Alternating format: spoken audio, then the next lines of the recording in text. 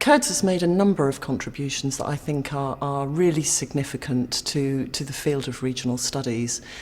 One of them has been that they've trained a whole cohort of researchers that have come through with these skill sets to be able to do appropriate level, quality level, theoretical and methodological analysis. In addition to the work they've actually produced as a team, I think this process of renewal and refreshment of the academic talent has been a major contribution, an enduring contribution. I think CURDS' key contributions have been really to generate some of the basic categories of analysis. Some of the fundamental concepts for understanding urban and regional restructuring have been generated here by now generations of researchers that have moved through CURDS that have produced the basic categories of analysis for understanding labour market change, for understanding innovation and high technology, for understanding the institutions of regional development. And the fact that CURDS have been able to combine all of those modes of analysis together, I think has produced a really mature body of work that can't be matched by any other regional-based institution in this country. CURDS has made a really important contribution. It's probably outside of this country, lots of people around the world would know about its contribution in an interdisciplinary space between geography, urban studies, sociology, planning. It's one of those research centres that brings all of those areas together to look at urban and regional development, probably the place internationally. So that's its major contribution. I think there are a few other research centres anywhere that have been so successful at bringing those different disciplinary perspectives together around this issue.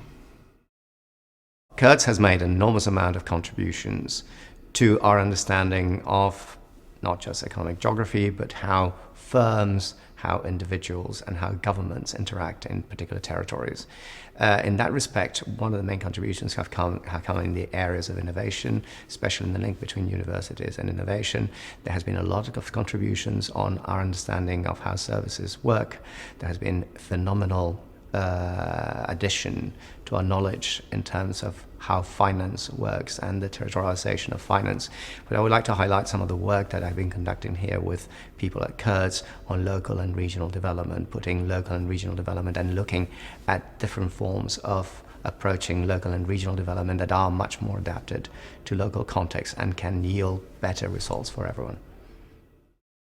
Well, one of the key contributions for sure was on the geography of innovation, right? So they really had, they were working already with microdata on innovation, looking how firms are successful in producing product and process innovations and to what extent the place matters in that respect. But they also linked that to the notion of structural change. So why regions are much more capable of developing new economic activities, why they're more entrepreneurial, and is that because of innovations that they introduce into the markets. So I think that was a very nice combination of two types of topics that they combined. And they were the first to do that. In that sense, they were really on the frontier of research in economic geography in those days. CURDS has been extremely important for the field of urban and regional studies. I think it is largely thanks to CURDS that not only in the UK but also in Europe at large, urban and regional studies have achieved full scientific status. I think CURDS over the decades has made significant contribution to the idea of regional change, financialization, labor market dynamics, as well as policy outcomes when it comes to particularly, I suppose, northeast of England. These are very important areas which are very distinctive in terms of CURDS' position within the field of economic geography. I first came to know this and learn of all this, and today I'm here to celebrate all these achievements. Thank you. Look, I think undoubtedly CURDS' major contribution has been at the cutting edge of policy and academic research. Universities want academic researchers to be able to speak to the general public and to the policy-making audience, but it's easier said than done. Saying something genuine and of importance that can be implemented practically to policymakers is a very, very difficult task. And the fact that CURDS, I think in economic geography, pioneered that relationship